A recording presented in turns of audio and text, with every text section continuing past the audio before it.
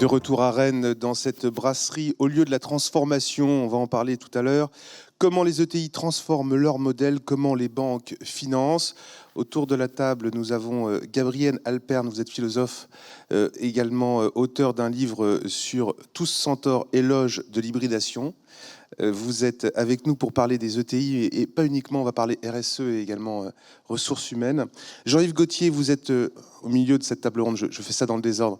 Jean-Yves Gauthier, vous êtes président de Gauthier Fret Solutions, une entreprise fondée par votre papa en 1949 et qui est tournée vers la satisfaction client. Votre rôle avant tout, c'est livrer vos clients en temps en heure, mais c'est aussi le bien-être de vos salariés, de vos collaborateurs.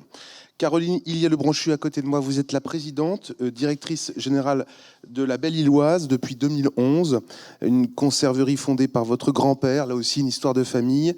Il y a plus de 90 ans, vous êtes également présidente du club ETI Bretagne, et c'est à ce titre que nous vous recevons. Et vous souhaitez sortir les entreprises de plus de 250 salariés de leur invisibilité. Et pour terminer, puisqu'on va parler finances, Philippe Pétigny, vous êtes membre du comité de direction générale. Vous dirigez le marché des entreprises de la Banque Palatine. Vous vous occupez des grandes entreprises et des institutionnels, mais aussi du pôle média. Je ne peux pas dire tout ce que vous faites. Mais le club, en tous les cas, il faut le savoir. La Banque Palatine, c'est la banque des ETI et vous allez nous parler de cet investissement que vous avez aux côtés des entrepreneurs. Mais avant toute chose, j'aimerais qu'on donne la parole à une philosophe pour prendre de la hauteur. Est-ce que vous pouvez, Madame Alperne, nous décrire ce que c'est qu'une ETI selon vous, sous le prisme de la philosophie ? Bonjour à tous, merci beaucoup pour votre invitation.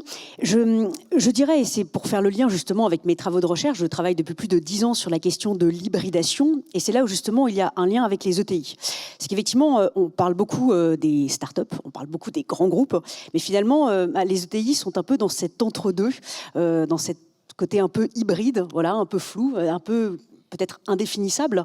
Et il me semble que plutôt de voir ça comme quelque chose en tout cas de difficile, de négatif, peut-être se dire que assumer cet entre-deux, assumer ce caractère un peu hybride des ETI et voir là-dedans justement leur force. Et il me semble que plutôt que de se dire l'hybride c'est le meilleur des deux mondes, non, c'est pas ça le sujet, c'est se dire peut-être comment est-ce que l'ETI se positionne du coup un peu comme une sorte de tierce entreprise. Voilà, c'est pas un grand groupe, c'est pas une petite entreprise, mais elle a quelque chose qui est effectivement peut-être un peu décalé et un peu différent. Et ce quelque chose, il me semble que c'est d'abord cette approche territoriale. Je pense que c'est important de pouvoir le mettre en avant. On entend beaucoup parler de la responsabilité sociale, on entend beaucoup parler de la responsabilité environnementale, mais je pense que c'est intéressant de mettre sur la table également la notion de responsabilité territoriale. S'il y a bien effectivement cette bonne échelle, ce bon échelon d'entreprise qui peut l'assumer, ce sont effectivement les entreprises de taille intermédiaire. Alors moi, par responsabilité territoriale, j'entends justement cette capacité pour tout acteur d'un territoire à assumer en tout cas ce rapport au territoire où en fait on va aller faire 1000 mariages improbables avec plein de partenaires possibles et se penser comme un véritable écosystème et assumer cette idée de maillage territorial. Cet investissement dans le territoire, c'est justement l'un des objectifs du club ETI, un club ETI qui a été fondé en mars 2022, si je ne m'abuse. Tout à fait. On vous avait lu dans les colonnes de la tribune.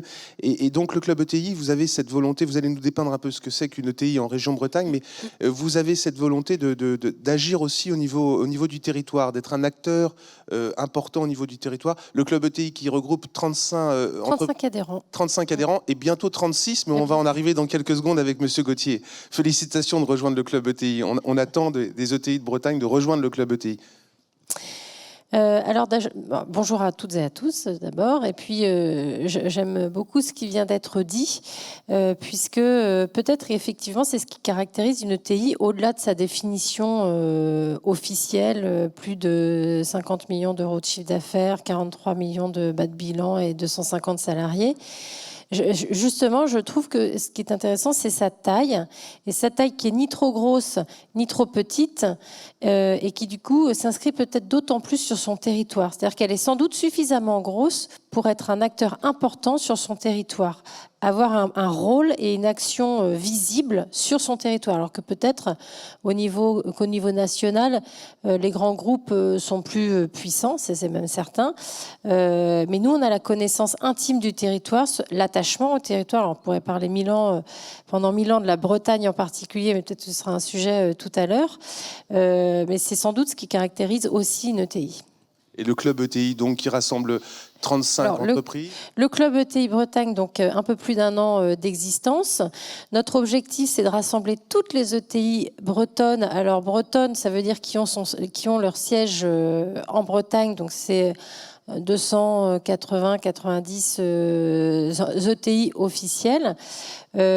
Aujourd'hui, on est 35, donc on vous accueille à bras ouverts.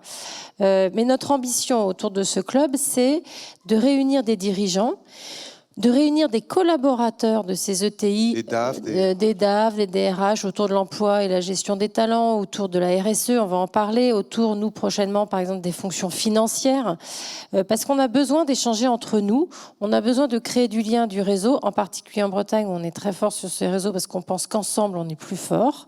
Et c'est le cas, c'est fait pour ça. On veut aussi porter notre voix, dire en quoi on est spécifique sur le territoire et comment éventuellement on a aussi besoin qu'on adresse nos problématiques propres.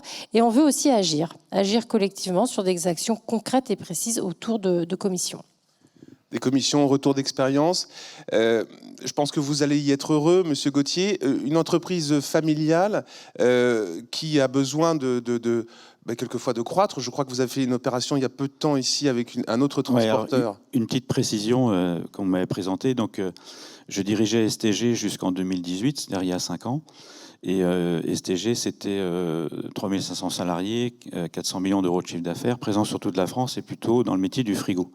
Et dans cette entreprise, il y avait une activité dite de messagerie que j'ai reprise il y a 5 ans. Donc on est reparti à zéro avec une autonomie complète sur toutes les fonctions support. Donc donc GFS, c'est moi qui l'ai créé. STG, c'était mon père qui l'a créé. Et mon père est décédé il y a 13 ans. Voilà. Et vous avez également votre fils qui vous a rejoint, je crois. Alors oui, j'ai 3 garçons, dont 2 qui aiment le transport et la logistique. Et l'aîné donc m'a rejoint au début avril, lorsque nous avons fait l'acquisition des Transports Boin, une entreprise aussi de Noyal, familiale, de 55 salariés. Donc GFS aujourd'hui, c'est avec Boin, c'est 550 salariés, 70 millions d'euros de chiffre d'affaires, très présent en Bretagne, de Rennes à Saint-Brieuc, Brest, Quimper, Lorient, Nantes. Donc avec des clients historiques et très présents en Bretagne, des noms très connus. Et une stratégie liée à l'environnement, à la transformation environnementale, ça vous vient d'où? Est-ce que vous êtes accompagné par une banque dans cette stratégie? Alors avec une banque et plusieurs banques, mais... une en particulier? Bah oui, la Banque Palatine. La Banque Palatine, comme par hasard. Non, je vais vous raconter l'histoire, mais oui, donc la transition énergétique, nous, vous savez que tous, on roulait au gasoil. Alors on a fait un peu le choix du baissant sur les sites de Rennes et Brest. On a fait l'essai sur le gaz, mais le gaz, vous avez tous vu le prix qu'il a pris et fiabilité des stations, c'est pas trop ça non plus. Donc, moi, bien sûr, on regarde toutes les solutions. Et la solution de véhicules électriques, pour moi, correspond le mieux à mon activité. Notre activité, nous, c'est, on a un parc de 300 véhicules. À peu près la moitié, les 90% des véhicules partent le matin, reviennent le soir à l'entreprise. Et sur ces véhicules-là, la moitié parcourt à peu près 40 000 km par an. Et donc, pour les ravitailler, donc aujourd'hui, on a des stations à carburant dans nos sites, mais qu'est-ce qui est le mieux? C'est l'électrique. Parce que l'électrique, on peut recharger chez nous. C'est ce que nous avons fait. Et donc là, on va passer à la deuxième étape où aujourd'hui, on a 5 véhicules porteurs électriques. Alors, c'est les camions qui coûtent 3 fois le prix d'un camion diesel. De marque Volvo, c'est bien cela? De marque Volvo, oui. Oui, on a une longue collaboration avec la société Volvo, ce qui nous permet aussi d'avoir un petit peu en primeur un petit peu sur ce quoi ils travaillent. Et puis, comme je devais faire des renouvellements, j'ai dit je fais le pari de l'électrique. J'en suis pas déçu. Nos conducteurs non plus, puisque tous ceux qui ont conduit un véhicule électrique, que ce soit une voiture ou un camion, sont conquis et ils ne veulent plus revenir au diesel. Et pour vous accompagner dans cette transition énergétique, vous avez donc été suivi par la Banque Palatine. On va donner la parole à Monsieur Pettini. La Banque Palatine, c'est un soutien, c'est vraiment la banque des ETI. Vous accompagnez ces entreprises dans leur stratégie. Est-ce que vous pouvez nous dire en quoi la Banque Palatine se différencie? C'est vraiment une proximité que vous cultivez. On a ici dans cette salle votre correspondant ici en région Bretagne. Il y a ce souci d'être attentif et même d'accompagner la stratégie des entreprises. Bonjour à tous, tout d'abord. Avant de répondre à votre question, je voulais saluer cette initiative de la Tribune qui met un coup de projecteur sur les ETI. Quand on parle de transformer la France, ça passera forcément par les ETI, qui sont un outil assez formidable. Il faut se rappeler que les ETI, c'est 3% du nombre d'entreprises en France, donc c'est très très peu. Et avec ces 3% d'entreprises, on fait 25% des emplois et on fait 34% des exportations. Donc c'est un outil extrêmement puissant de développement économique. Et le vrai souci qu'on a avec les ETI aujourd'hui, c'est qu'elles ne sont pas assez nombreuses. Voilà, selon les décomptes, c'est entre 5 et 6 000 ETI en France. On sait qu'il y en a 12 000 en Allemagne, on sait qu'il y en a 10 000 au Royaume-Uni, on sait qu'il y en a 76 000 aux États-Unis. Et la clé, elle est dans l'accompagnement des PME qui peuvent devenir des ETI et qui ont besoin de grandir, et des ETI qui, elles aussi, ont besoin de devenir encore plus grandes et encore plus puissantes. C'est la clé de beaucoup de sujets économiques en France. Et pour faire le lien avec le club ETI Bretagne, la Bretagne est une vraie terre d'ETI. Il y en a déjà beaucoup. Et potentiellement, il y en a beaucoup qui peuvent devenir des ETI. Donc ce genre d'initiative permet à des PME qui pourraient d'y croire vraiment, et de se donner les moyens d'y arriver. Et vous proposez les outils, en cela la transition énergétique qu'a réalisé le groupe Gauthier c'est fait avec votre soutien. Et je vais arriver, je vais répondre à votre question, je vais y arriver. Et pour y arriver, et pour terminer sur comment dire, la spécificité bretonne, les ETI en Bretagne sont déjà nombreuses, elles sont plus industrielles que la moyenne de la France, elles sont plus familiales que la moyenne de la France, et on sait qu'avoir des capitaux et une direction familiale, c'est l'assurance d'un point de vue à moyen long terme dans la stratégie d'une entreprise. Elles sont un petit peu plus grandes aussi que la moyenne de la France. Donc il y a un terreau là qui est tout à fait intéressant. Alors nous, on est un animal hybride aussi, puisqu'on est une ETI dans le monde des banques qui ont des tailles beaucoup plus importantes. Et très souvent, on s'adresse à des clients qui sont plus gros que nous. Qui ont des tailles. Nous, on est une ETI de 1000 collaborateurs. Et tout ça nous aide à développer plusieurs choses. D'abord, à développer un relationnel de proximité qui fait qu'on s'adresse aux directeurs financiers, on s'adresse à la DRH, mais on s'adresse aussi aux dirigeants de ces ETI, et on vient aller au moins 2 fois par an échanger sur nos stratégies. On leur dit quelle est notre stratégie, comment on la fait évoluer, et on les écoute sur leur stratégie à eux, et on se met en ligne avec des projets qui vont peut-être sortir peut-être dans 15 jours, mais peut-être aussi dans 1 an, dans 2 ans, dans 3 ans, et on commence à parler avec eux et à bâtir tout ça avec eux. Peut-être deuxième chose qui est importante, c'est que notre défi, c'est de mettre à la disposition de nos clients des outils qui sont des outils de grandes entreprises. Et là, je rebondis sur l'hybridation. Une ETI travaille souvent comme une grande entreprise sans en avoir tout à fait les structures et la capacité de faire. Par contre, elle a besoin d'avoir des outils financiers qui sont des outils qu'on met à la disposition des entreprises du CAC 40. Donc, on a une salle des marchés qui sait faire ça.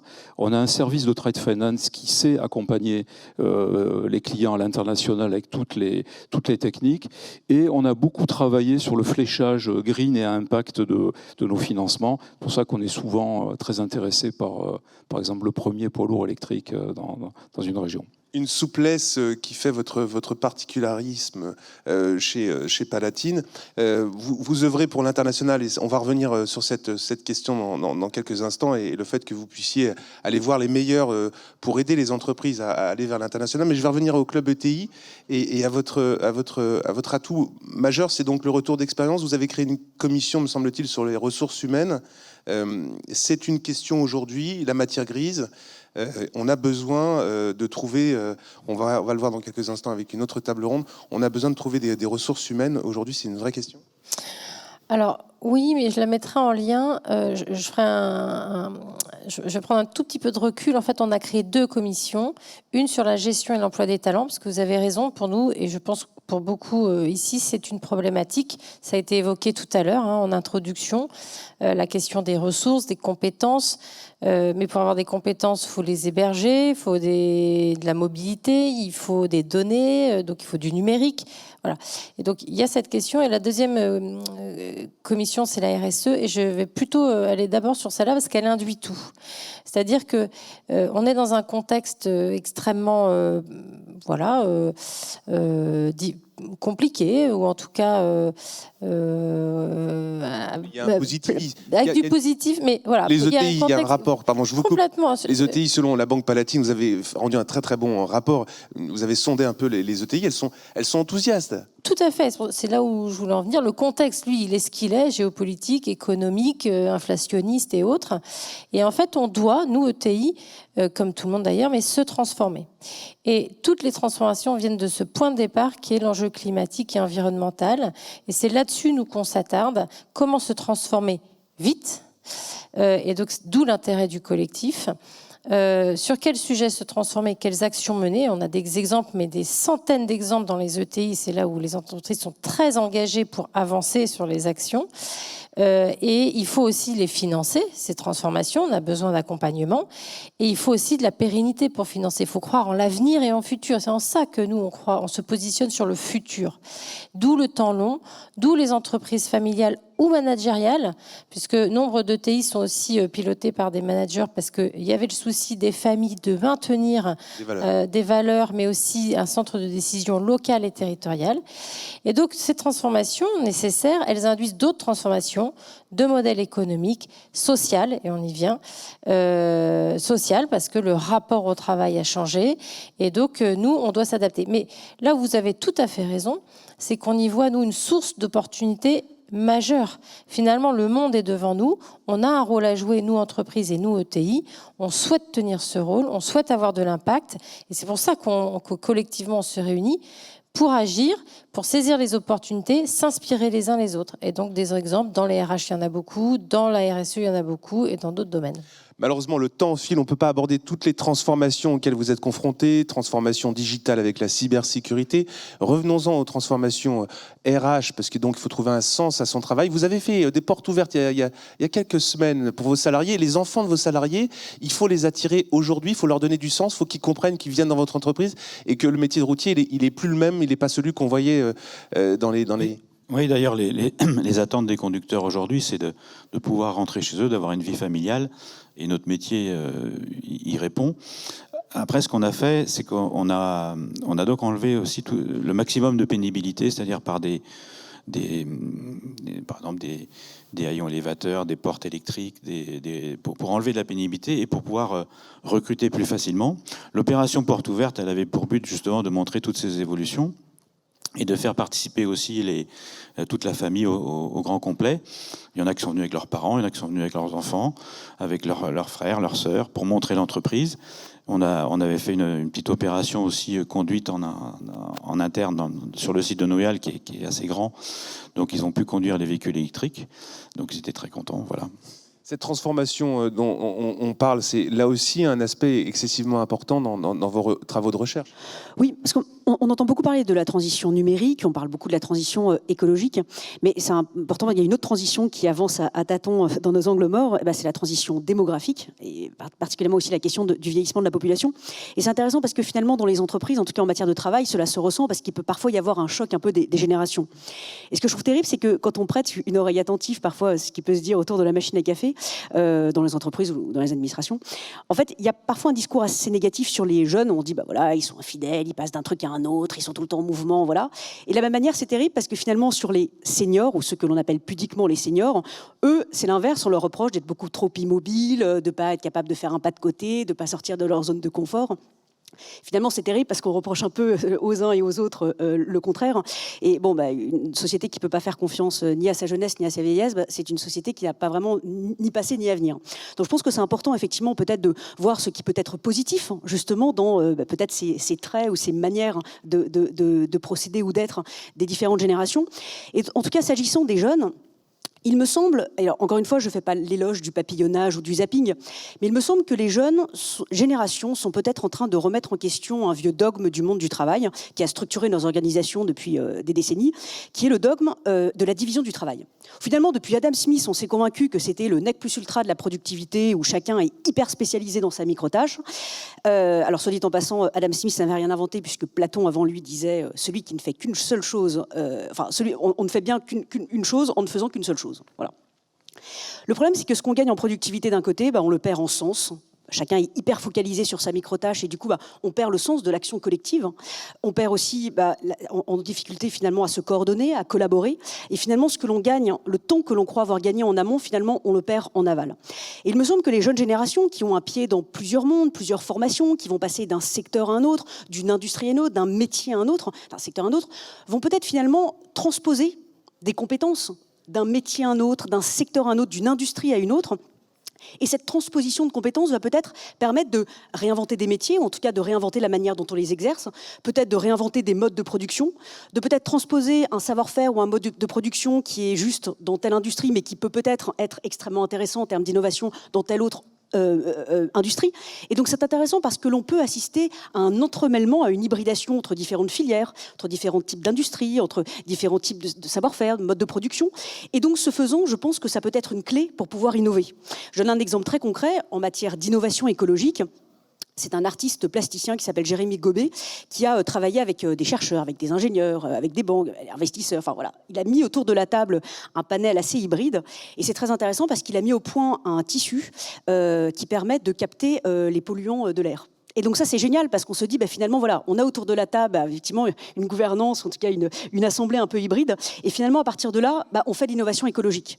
Donc je pense qu'encore une fois, plutôt que de voir peut-être ces hybridations d'un mauvais œil, parce qu'encore une fois, ça rentre pas dans les cases, il faut peut-être réinventer l'idée des filières, il y a peut-être des industries à réinventer, peut-être des secteurs, etc. Et bien voir ça comme quelque chose de positif, justement la possibilité de pouvoir penser son métier un peu autrement. Une transformation, un changement de cette société qu'on vit au quotidien, une transformation aussi que vous accompagnez dans la stratégie des entreprises. On le voit par exemple dans les crédits verts, semble-t-il. J'espère qu'ils vont continuer. On regardait tout à l'heure avec votre directeur régional le taux d'emprunt et ça ne cesse de monter. Est-ce que vous avez des solutions pour accompagner les ETI et comment est-ce que vous êtes dans la stratégie maintenant? Est-ce que vous avez pris des parts chez Gauthier? Non. Les financements RSE, les financements green, on y est déjà.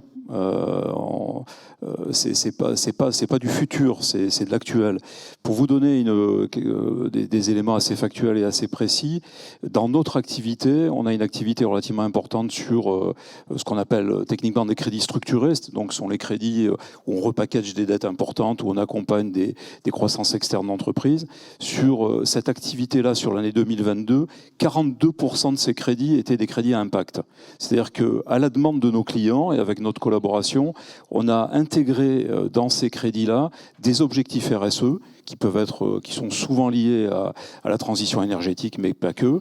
Et ces objectifs RSE sont sanctionnés dans le bon sens du terme par une redistribution d'une partie de la marge du crédit. Donc ça peut être 10, 20, 30 points de base sur le crédit qui, à l'issue de ce crédit, vont être redistribués à l'entreprise. Et l'entreprise, très souvent, amène des fonds dans une fondation qu'elle aura choisie ou dans un projet qu'elle aura choisi. Donc vous voyez, 42% des crédits de la Banque Palatine structurés sont à impact. Donc parlons pas du futur, on peut parler de ce qui se fait déjà aujourd'hui. Et les ETI sont complètement déjà rentrés dans ce schéma RSE. Et ça s'est produit avec le groupe Gauthier, donc c'est bien cet accompagnement qui vous a permis de transformer votre flotte et travailler sur cette question. Alors, on y va doucement quand même. Hein. Je disais que j'ai 5 porteurs électriques. Là, j'en ai 60 à changer. Il y avait des appels à projets du gouvernement pour lesquels les transporteurs ont été très peu servis et ça a plutôt été vers les bennes à ordures et les bus électriques. Sans aide, c'est quand même compliqué. Alors, avoir les financements, c'est très bien, mais il y a quand même... Nous, justement, on a besoin d'aide parce qu'on fait peu de kilomètres. Alors que quand on a un prix d'électricité correct, ce qui a été le cas jusqu'à il n'y a pas très longtemps, plus vous faisiez de kilomètres, plus il y avait le retour sur investissement. Nous, on est dans un métier, on fait peu de kilomètres. Donc, le coût d'acquisition des véhicules est assez fort. Donc, on a besoin d'aide pour amorcer. On nous promet que les camions électriques vont baisser en prix, mais pour l'instant, on ne voit pas trop la baisse. Voilà. Un attachement des ETI à leur territoire, vous en êtes la preuve. C'est aussi une question, parce que ce sont souvent des entreprises familiales. On s'est retrouvé en région Grand Est il y a peu de temps, et c'est une région qui est attachée au modèle de l'entreprise familiale, puisqu'on est en bordure du Rhin. Est-ce que là aussi, il n'y a pas une question de transmission de ces entreprises qui se pose aujourd'hui? Vous m'avez parlé en préparant cette intervention de Pascal et Jacques Piriou qui ont créé un modèle, qui ont permis de faire en sorte que l'entreprise, les gestionnaires, enfin deviennent propriétaires, c'est bien ça, et tout ça avec des valeurs. C'est un excellent exemple, et il y en a d'autres. Effectivement, on arrive, je crois, à une période où il y aura beaucoup de transmissions à réaliser dans les ETI. Et donc, que vont-elles devenir? On a vu tout à l'heure, on en a parlé, du fait que pour investir sur le long terme, finalement, les ETI familiales ou managériales, on va en parler juste là, s'inscrivent davantage peut-être dans le temps long, sont prêts à faire des sacrifices parce qu'elles veulent pérenniser leur entreprise pour les générations qui suivent. Et donc, c'est ce qu'a fait Piriou. Il n'y avait pas de successeurs familiaux, mais la famille avait la volonté farouche de faire en sorte que le centre de décision reste en Bretagne pour préserver les valeurs et, à leur sens, préserver la pérennité de l'entreprise. Et donc, il y a eu cette transmission à un collectif de cadres, de managers. Mais attention, là, on parle de temps long, encore une fois. Une transmission de ce type, c'est 10 ans. C'est des gens qui intègrent l'entreprise, qui pendant 5 ans se préparent et pendant 5 ans, progressivement, prennent la main. Donc c'est très très long. Ça veut dire qu'il faut identifier, avoir confiance. Et l'autre élément important dans cette affaire, c'est que c'est aussi faire des sacrifices. Parce que si on vend au plus offrant, a priori, c'est pas à la famille et c'est pas aux cadres qui sont dans l'entreprise. Donc il faut aussi accepter à renoncer un petit peu, en tout cas, à un volet financier, ce qui est loin d'être neutre. Et donc c'est très important, à mon sens, de privilégier ce type de transmission. Donc, il faut que les familles soient volontaires, mais il faut aussi un accompagnement. Voilà, on a eu récemment, cette année, on a fait toute une thématique sur la transmission. On a eu la chance d'avoir des témoignages forts d'entreprises et familiales et managériales comme Piriou. Il y a plein de modèles différents. L'élément commun entre toutes, c'est ce temps long. Une transmission, ça se prépare et ça s'accompagne, notamment financièrement. Ça s'accompagne financièrement. Vous parlez donc d'efforts qui sont faits. C'est un peu le mariage de la carpe et du lapin, excusez-moi, c'est vraiment l'hybridation. Il y a vraiment ce souci aujourd'hui pour des questions vraiment parce que ces entreprises sont ancrées dans le territoire, il y a une volonté vraiment de servir le bien public. Eh bien, on casse un peu le modèle qui est simplement rendement à tout prix. Oui, c'est effectivement ça. En tout cas, s'agissant de la RSE, que les entreprises le veuillent ou non, qu'elles le revendiquent ou non, elles jouent de fait un rôle sociétal. Finalement, chaque décision ou non-décision, chaque dit ou chaque non-dit en comité exécutif, chaque recrutement, chaque partenariat dessine un peu par pointillisme la société dans laquelle l'entreprise veut s'inscrire. C'est un peu décris-moi ton entreprise et je te dirai quelle est ta vision de la société ou en tout cas quelle société, en tout cas dans quelle société tu veux t'inscrire.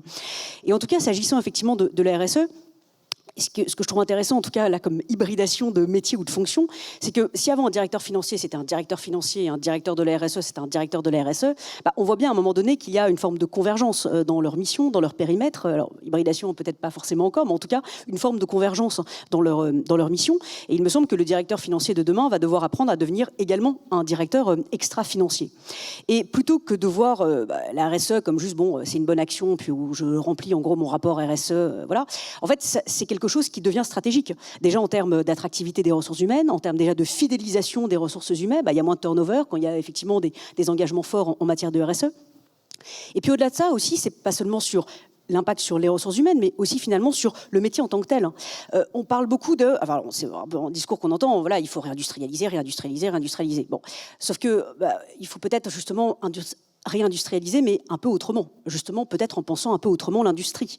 L'industrie s'est construite sur la production de masse, la consommation de masse, mais à l'heure de la raréfaction des ressources, est-ce que ce masse est encore pertinent. Finalement, est-ce que les modes de production ne pourraient peut-être pas être un tout petit peu réinventés? Est-ce que le positionnement de l'industrie entre ceux qui fabriquent les matières premières, peut-être, et le consommateur final est peut-être à repenser. C'est une phrase d'un écrivain japonais qui date de 1937 qui dit « Il est tout de même bizarre que ces hommes qui ont fabriqué la nourriture que tu manges, les vêtements que tu portes, la maison que tu habites, soient tous de parfaits inconnus. » Bon. Ça date de 37, mais c'est encore toujours vrai aujourd'hui. Donc comment est-ce que justement l'industrie joue ce rôle d'intermédiaire, mais qui permet justement de recréer peut-être les liens entre toutes les parties prenantes et entre toute la chaîne de valeur. Donc voilà, et idem en termes de concurrence. Il y a peut-être, par exemple, la mutualisation de déchets, de biodéchets peut-être entre tes concurrents, peut-être ça à penser pour pouvoir créer l'énergie. Enfin, il y a peut-être des choses à repenser, à remettre en question. Et donc encore une fois, la RSE peut devenir quelque chose de stratégique. On va parler de mutualisation avec le club ETI. Justement, vous allez me parler de recrutement et on peut s'entraider. Dans quelques instants, on reviendra sur les outils aussi qui sont offerts par la Banque Palatine pour venir en aide sur ces transformations, ces révolutions dans la gestion, le management et la stratégie d'une entreprise. Alors sur la mutualisation et plus globalement sur ce qui vient d'être dit, nous, notre thématique pour 2024, c'est comment peut-on concilier décarbonation et croissance. Et c'est compatible. Mais donc, c'est adresser ces éléments d'usine 4.0, comment repenser le commerce. Alors, venez à la Belloise, on connaît qui sont les fabricants. Mais voilà, mais c'est d'autres modèles. Ce sont des modèles alternatifs. Et tout à fait d'accord sur la mutualisation, la coopération, la coopétition. Alors, on n'en est pas encore là dans le club ETI sur la coopétition, mais c'est des vrais sujets, c'est des sujets de travail ensemble. Des exemples concrets, Cadieux Industrie et Keguiner qui ont co-conçu une formation face aux difficultés de recrutement dans des métiers techniques, techniciens de maintenance par exemple, qui disent la formation n'existe pas, on n'arrive pas à recruter, on va imaginer une formation adaptée à nos besoins, qui sont des besoins, même si nos activités sont différentes, qui sont en lien, et on s'engage à recruter ces équipes derrière, et ça marche, des promos, des petites promos de salariés, de jeunes qui vont être formés, qui auront un diplôme validé par l'État et qui ensuite font leur apprentissage dans l'une ou l'autre des entreprises, ou les deux, donc hybrides, mutualisent des compétences, parce que ce sont quand même des activités différentes, mais qui à la fin auront un emploi.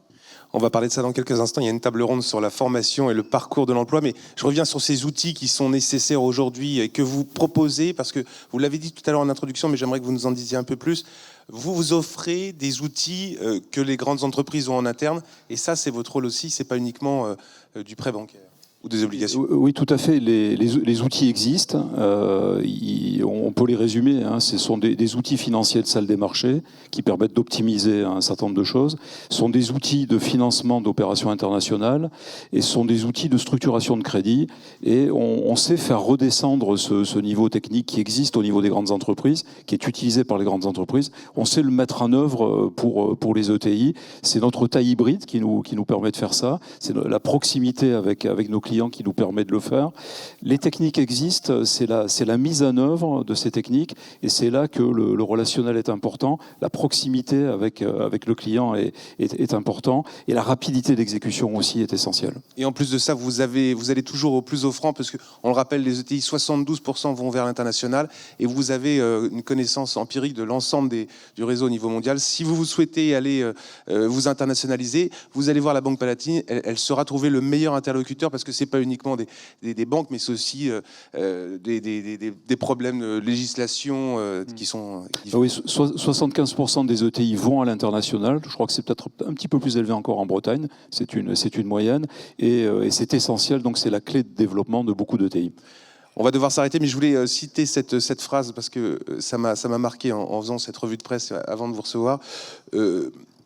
Pour vous, une entreprise, c'est gravir une chaîne de montagnes et quand on a atteint un objectif, on est à la fois content des efforts effectués et fier du résultat. Puis on se dit, bon, allons franchir une autre montagne. C'était vos mots. Merci à tous de nous avoir suivis.